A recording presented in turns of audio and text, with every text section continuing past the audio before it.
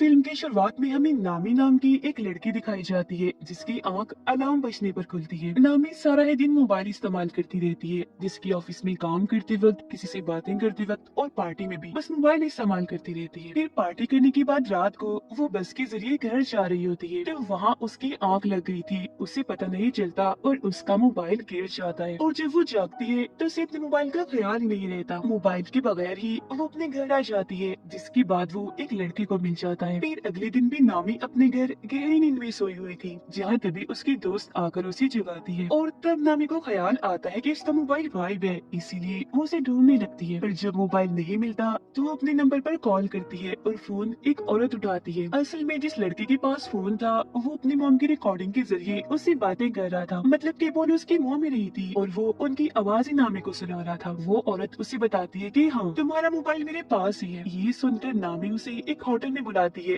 जिस पर वो मान भी जाता है। वो लड़का फिर उसका मोबाइल चेक करने लगता है, पर पासवर्ड की वजह से उसे नहीं खोल पाता। इस वजह से लड़के को गुस्सा आ जाता है, वो मोबाइल की स्क्रीन ही तोड़ देता है। दूसरी तरफ शहर से दूर जंगलों में एक लड़की की लाश मिलती है, जिसकी हालत काफी खराब थी, क्योंकि काफी बेरहमी से उसे मारा गया था। इस केस को एक ऑफिसर देख रहा था, जो अपने साथी को कहता है कि इस कत्ल खून का शक मुझे अपने बेटे जून पर है, जो पिछले 7 सालों से गायब है। जून और कोई नहीं बल्कि वही लड़का था जिसे नामी का मोबाइल मिला था। तो इस सिलसिले में इस ऑफिसर ने बहुत सारी चीजें भी पता की होती है। तो उसका साथी कहता है कि आपको बस शक है, पर उसे पकड़ने के लिए हमें सबूत इकट्ठा करने होंगे। उधर नामी अपने डैड के होटल में आकर उनसे मिलती है। उसे पता चलता है कि मेरे डैड का इंस्टाग्राम अकाउंट भी है, तो ये जानकर उसे काफी खुशी होती है। अब तभी नामी के पास उसी औरत की कॉल आती है जिसके पास उसका मोबाइल था। वो कहती है कि गलती से तुम्हारे मोबाइल की स्क्रीन टूट गई है, मैंने उसे ठीक करने के लिए मोबाइल की एक दुकान पर भेज दिया है, पैसे भी दे दिए हैं, तो तुम उस दुकान पर जाकर अपना मोबाइल ले सकती हो। फिर थोड़ी ही देर बाद नामी अपना मोबाइल लेने के लिए उस दुकान पर पहुंच जाती है, जहां उसे जून भी दिखता है जिसपे मास्क लगाया हुआ था। वो नामी के मोबाइल की डिटेल्स में उसका पासवर्ड भी पता लगवा देता है और फिर उसका मोबाइल ठीक करने के दौरान वो उसमें एक हैक करने वाला सॉफ्टवेयर भी डाल देता है और उसके मोबाइल का एक डुप्लीकेट फोन बनाकर नामी को दे देता है। वो फिर वहाँ से चली जाती है। अब जो जो नामी अपने मोबाइल पर कर रही थी वो सब जून भी देख रहा था, क्योंकि उसने नामी के मोबाइल को अपने कंट्रोल में कर लिया था और ये भी उसे चला सकता था। वो उसके चैट्स, इन्हीं मैसेजेस पर वो किसी बात करती है, कॉल्स, यहाँ तक कि खुद नामी पर भी कैमरा के जरिए नजर रख रहा था। फिर रात में जब नामी अपने डैड के होटल में काम करवा रही थी तो तब जून भी वहाँ आता है और उसे बताता है कि मैं यहाँ आता रहता हूँ। वो उसे इसलिए नहीं पहचान पाती क्योंकि दुकान में उसने मास्क लगाया हुआ था। वो नामी से यहाँ की सबसे खास शराब मांगता है। अब क्योंकि वो उसके मोबाइल पर नजर रख रहा था तो उसे सब पता चल जाता है कि नामी को कौन कौन सी गेम्स पसंद है और किन किन चीजों में उसकी दिलचस्पी है, जिससे वो नामी को इम्प्रेस, मुतासिर कर लेता है। और अब उसे अपने बारे में भी बताता है कि मैं एक ऐसी कंपनी में जॉब करता हूँ जो सॉफ्टवेयर, कंप्यूटर और इंटरनेट से जुड़े सारे काम करती है। उन दोनों को बातें करते हुए नामी के डैड भी देख रहे थे। फिर रात को नामी अपने दोस्तों से बातें करते करते सो जाती है और पूरी रात जून उसका मोबाइल ही चेक करता रहता है, जिससे वो उसके बारे में हर एक जानकारी और राज जान चुका था। जिसके बाद अगली सुबह नामी अपने ऑफिस आती है। वो दरअसल एक कंपनी में काम करती थी। उधर जॉन अपनी पिछले शिकारी यानी उस लड़के की तस्वीर देखता है जिसका कत्ल उसने किया था, जो और कोई नहीं बल्कि वही थी जिसकी लाश जंगल में से मिली थी। जिसके बाद वो अपना अगला शिकार नामी को चुनता है। उधर नामी के पास उसकी बॉस आती है, कहती है कि हमारी कंपनी को एक काफी बड़ा प्रोजेक्ट मिला है, साथ ही तुम भी काफी अच्छे से काम कर रही हो, मैं तुमसे बहुत खुश हूँ, इसीलिए मैं तुम्हारी सैलरी दोगुनी कर रही हूँ, यानी कि डबल कर रही हूँ, पर तुम इस बारे में बाकी साथियों को मत बताना। अब उनकी ये सारी बातें जून ने भी सुन ली थी। उधर वो ऑफिसर यानी जून के डैड घर आकर अपनी वाइफ से बातें करने लगती है, पर वो जून के बारे में उन्हें कोई बात नहीं बताते। हालांकि उन्हें पता होता है कि जून और उसकी मॉम आपस में राब्ते में है और बातें करती रहती है। वो फिर अपनी वाइफ को बताते हैं कि शहर में एक लड़की का खून हुआ है जिसका शक मुझे जून पर है, और मैं ये बात जानता हूँ कि तुम उससे राब्ते में हो, क्योंकि मैंने तुम्हारी और उसकी बातें सुन ली थी। जो सुनकर फौरन वो बोलती है कि नहीं, मैं नहीं मानती,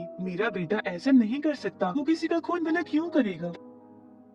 एक इसी वक्त ऑफिसर के पास उनके दोस्त का मैसेज आता है, जो कहते हैं कि मुझे जॉन की लोकेशन का पता चल गया है, यानी वो जहाँ रहता है उस जगह का पता। उधर नामी अपने प्रोजेक्ट पर काम कर रही थी, काफी खुश थी वो, जबकि जून उसके घर जाता है और उसकी सारी चीजों को चेक करने लगता है, जिनमें उसे नामी का दूसरा मोबाइल भी मिल जाता है, यानी वो एक नहीं दो मोबाइल इस्तेमाल करती है। उधर ऑफिसर की साथी उन्हें बताती है कि जिस जगह के बारे में मैंने आपको बताया है, इन्हें जून की लोकेशन पता चला है कि वो वहाँ सबसे चोरी रह रहा है। तब वो ऑफिसर इन्हें नामी जून की डेट उस जगह पर जाने के लिए अकेले ही निकल पड़ते हैं। वो जब वहाँ पहुँचते हैं तो घर के अंदर भी चले जाते हैं और हर जगह की तलाशी लेने लगते हैं। साथ ही उन्होंने यहाँ की तस्वीरें भी बना ली थी। मरने वाले लड़के की मोम के बारे में भी इन्हें पता चल जाता है। इतनी ही देर में जून भी बाहर आ गया था। वो ये बात जान चुका था कि घर के अंदर कोई घुस आया है, इसीलिए चुपके से जब वो अंदर झांकता है तो अपने डैड को वहाँ देख लेता है। अंदर उसके डैड को लाश के नाखूनों पर लगी नेल पॉलिश भी मिल जाती है, जिससे उन्हें पता चल चुका था कि ये खून मेरे बेटे जून ने ही किया है। अब चालाकी से जून अपने डैड को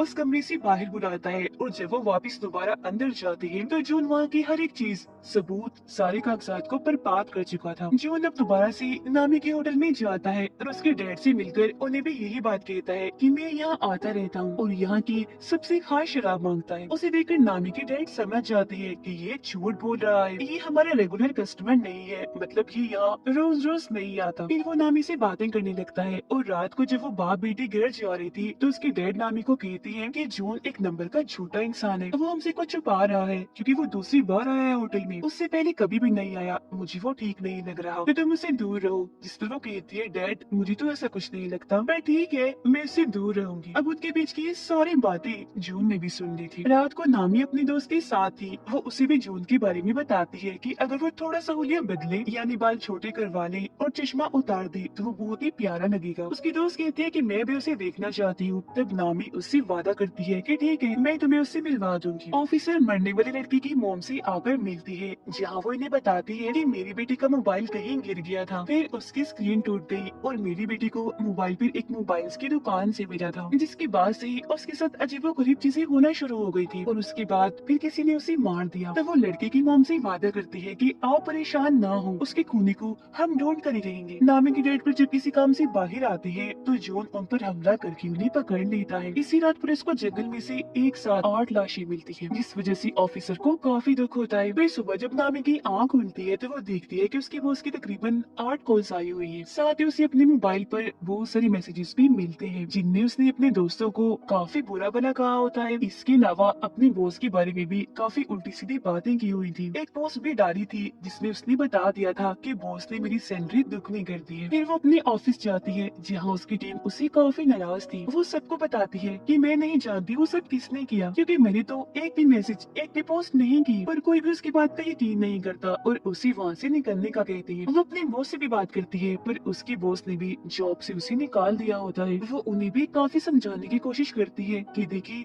मेरी बात का यकीन करिए, कोई भी पोस्ट, कोई भी मैसेज मैंने खुद से नहीं किया, मुझे लगता है किसी ने मेरा मोबाइल हैक कर लिया है, कोई मुझे फंसा रहा है, मतलब मेरे मोबाइल को कोई अपने कंट्रोल में लेकर चला रहा है, तो जरूर उसी ने किया होगा। इस पर उसकी बॉस उसे ये साबित करने का कहती है और धक्के मारकर उसे वहाँ से निकाल देती है। इस चीज से उसे काफी दुख होता है। वो सीधा अपने दोस्त के पास जाती है और उसे सबके बारे में बताकर काफी रोने लगती है।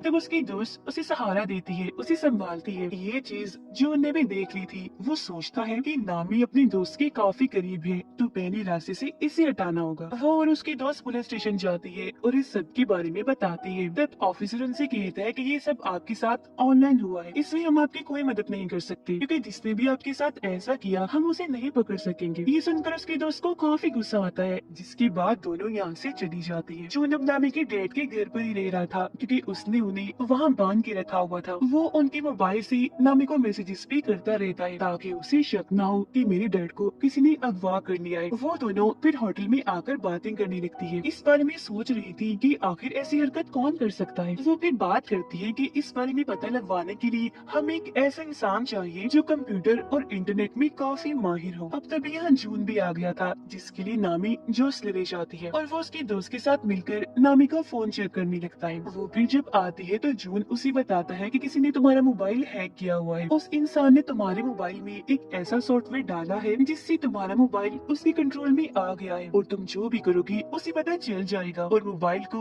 वो अपने तरीके से भी चला सकता है। वो फिर नामी को बाहर लाता है और बताता है कि ये काम किसी करीबी का है, वो करीबी जिसे तुम्हारे मोबाइल का पासवर्ड भी पता है, क्योंकि पासवर्ड खोलने के बाद ही उसने ये सब किया होगा ना। अब तभी उन दोनों की तस्वीर चुपके से नामी की दोस्त बना रही थी, जिससे उसे काफी अजीब लगता है। वो फिर होटल में जब आती है तो उसकी दोस्त उसे एक खबर दिखाती है जिसमें पुलिस को एक साथ 8 लाशें मिली थी। अब उसकी दोस्त नोट कर लेती है कि नामी मुझसे बात नहीं कर रही। वो उससे इसकी वजह पूछती है कि तुम मेरी बात क्यों नहीं सुन रही, तुम्हारा मूड भी खराब है, क्या हुआ, नाराज हो? जो सुनकर नामी भड़क जाती है, कहती है कि मुझे तुम पर शक है, ऐसा मेरे साथ तुमने किया होगा क्योंकि मेरे पासवर्ड तो सिर्फ तुम ही जानती हो। जो सुनकर उसकी दोस्त को काफी बुरा लगता है। वो कहती है कि तुम कल के आए उस लड़के जून की वजह से मुझ पर शक कर रही हो। ठीक है, अगर तुम्हें ऐसा ही लगता है तो मैं तुमसे दूर चली जाती हूँ। इतना कहने के बाद वो नामी से अपनी दोस्ती तोड़कर चली जाती है। वो काफी दुखी थी, रो रही थी और ये चीज जून भी देख लेता है। उधर पुलिस मरने वाले लोगों की लाशें जब उठा रही थी तब उनका सामान भी देखा जाता है, जो देखकर ऑफिसर काफी परेशान हो गई थी। तब उनका साथी कहते हैं कि ये काम आपका बेटा ही कर रहा है, हम जानते हैं, तो हमें उसे पकड़कर रोकना होगा जल्द से जल्द क्योंकि चीजें काफी आगे तक निकल गई हैं। तब ऑफिसर कहते हैं तो सबसे पहले तुम उस मोबाइल्स की दुकान को ढूंढो जहाँ जून काम करता है, जिस पर उसका साथी हाँ बोलता है और ये दोनों वहाँ से निकल जाते हैं। नामी होटल में बैठी अपनी और अपने दोस्त की वीडियो देख रही थी। वो काफी दुखी थी और अपना मोबाइल गिरा देती है जिससे स्क्रीन फिर से टूट जाती है। उधर ऑफिसर और उनके साथी को जो उनकी मोबाइल्स की दुकान मिल जाती है, पर उसने यहाँ की हर चीज को तबाह बर्बाद कर दिया था। लेकिन कुछ पेपर्स के जरिए उन्हें 8 कस्टमर्स के बारे में पता चलता है जो और कोई नहीं बल्कि वही लोग थे जिनकी लाशें इन्हें मिली थी। ऑफिसर बताते हैं कि मुझे 9वीं लड़की की डिटेल्स भी पता है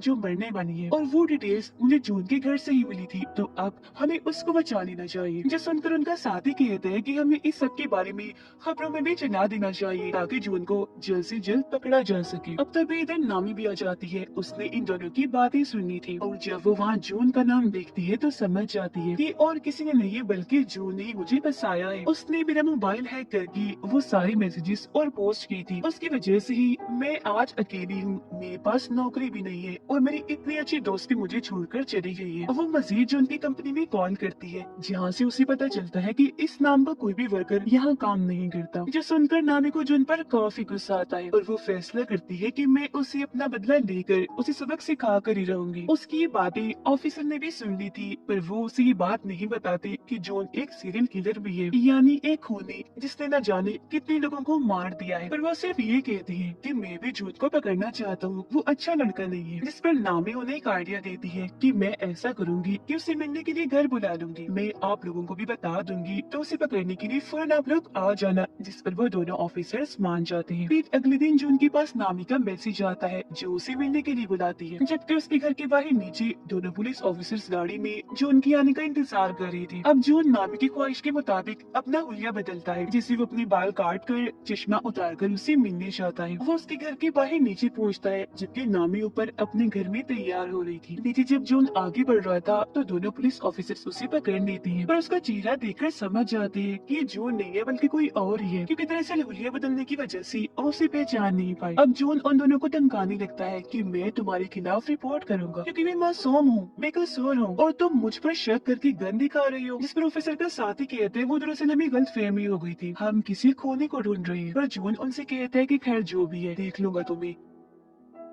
इतना कहने के बाद वो वहाँ से चला जाता है, जबकि दोनों ऑफिसर्स ऊपर आकर नामी से मिलती है। वो उन्हें बताती है कि जो उनका मैसेज आया है उसका कहना है मैं मसरूफ हूँ, आज बाद में मिलूंगा। वो फिर कहते हैं कि मैं अपना मोबाइल ठीक करने के लिए दे रही हूँ, तब तक दूसरा मोबाइल इस्तेमाल करूंगी और जब मेरा पहला मोबाइल मुझे मिल जाएगा हम उसे पकड़ लेंगे, जिसके लिए ऑफिसर्स भी मान जाते हैं। अब ऑफिसर के पास पुलिस स्टेशन से कॉल आती है। एक ऑफिसर उन्हें बताता है कि ये बात अब सबको पता चल गई है कि ये सारे खून और किसी ने नहीं बल्कि आपकी बेटी जून ने की है, तो अब से आपको इस केस से दूर रहना होगा ताकि आपको कोई खतरा न हो। जिस सुनकर वो काफी परेशान हो जाती है। अब नामी अपने दूसरे मोबाइल को निकाल कर उसमें अपनी सिम डालती है और ऑन करके उसे चलाकर बाहर आती है। ऑफिसर उसे कहते हैं कि तुम्हारी जान को भी खतरा है तो तुम भी किसी ऐसी जगह पर चली जाओ जहाँ तुम महफूज रह सकती हो। तो वो कहती है कि मैं अपने डैड के घर चली जाती हूँ, वही मेरे लिए ठीक जगह होगी। जिसके बाद वो ऑफिसर्स के साथ वहाँ जाने के लिए निकल जाती है। वो जब वहाँ पहुँचते हैं तो ऑफिसर उसे अपना कार्ड देता है, जिस पर वो कहती है कि ठीक है कुछ भी हुआ मैं आपसे राब्ता करके बता दूंगी, और घर के अंदर चली जाती है। अंदर आने के बाद वो अपने डैड को आवाज लगाने लगती है कि मैं आ गई हूँ। फिर अपने कमरे में जाकर जब वो मोबाइल इस्तेमाल कर रही थी तो उसे जून के नए नंबर से मैसेज आता है। वो जब उसे कॉल करती है तो फोन बजने की आवाज उसे यही इसे घर से आ रही थी। वो चौंक जाती है और फौरन ऊपर जाकर चेक करती है, पर वहाँ पर कोई भी नहीं था। लेकिन वो फिर भी डर गई थी, इसीलिए ऑफिसर को फौरन कॉल करने लगती है, पर तभी उसका मोबाइल अपने आप ही चलने लगता है। जो देख वो समझ गई थी कि जून ने इस मोबाइल को भी हैक कर लिया है। उसे अपने डैड की फिक्र होने लगती है, तो वो उन्हें हर जगह ढूंढ रही थी जहाँ उसे जून मिल जाता है। वो कहता है कि अगर तुम अपने डैड को जिंदा देखना चाहती हो तो दोनों ऑफिसर्स को अभी मैसेज करो कि मैं यहाँ बिल्कुल ठीक हूँ, महफूज हूँ, तो आओ फिक्र मत करना, हम 2 दिन के बाद मिलेंगे। अब ना चाहते हुए भी नामी अपने डैड की जान बचाने के लिए उन्हें ये मैसेज कर ही देती है। वो यहाँ उसे पूछती है कि मैंने तुम्हारा क्या बिगाड़ा था, तुमने मुझे ही क्यों पकड़ा? तो वो बताता है कि मुझे तुम्हारा मोबाइल बस में से मिला था, तो इसीलिए मैंने तुम्हें अपना शिकार चुना, क्योंकि जाहिर है मोबाइल के जरिए मुझे तुम्हारे बारे में सब पता चल सकता था, तो भला मैं तुम्हें फिर कैसे छोड़ता। फिर वो नामी को बाथरूम में उसके डैड के पास लाता है जहाँ उन्हें बांध के रखा हुआ था। वो उन्हें मारने की धमकी देता है। तब नामी कहती है कि तुम मेरे डैड को मत मारो प्लीज, मैं कुछ भी करने को तैयार। जो सुनकर जॉन उसे खुद को टेप की मदद से बांधने का कहता है, और जब नामी उसकी मदद से ऐसा कर लेती है तो वो उसके डैड को डुबोकर मारने के लिए टब में पानी छोड़ देता है। ये चीज नामी भी देख रही थी। दुखी होकर वो रोने लगती है। साथ ही वो जॉन को काफी बुरा भला भी कह रही थी, तो वो उसे भी उठाकर ठिकाने लगाने के लिए टेप लगा देता है और बाथ टब में छोड़ देता है, जो पूरा ही पानी से भर गया था। वो उसकी तस्वीरें बनाकर उसकी बेबसी पर हंस रहा था और वहाँ से बाहर निकल आता है। उसे ऑफिसर का कार्ड मिलता है जिसके पीछे उन्होंने लिखा था नामी सिर्फ कॉल करना,